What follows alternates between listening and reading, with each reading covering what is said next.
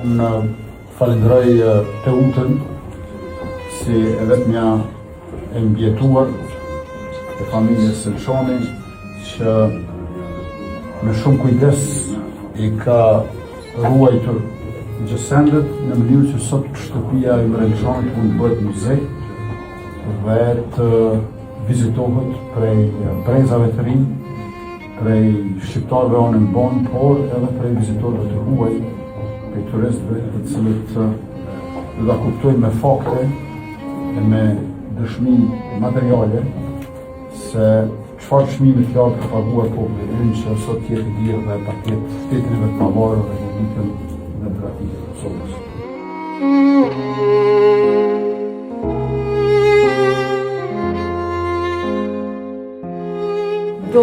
Të gjitha, domethënë, kanë qenë pjesë e shtëpisë, janë inventarizu, janë restauru gjitha.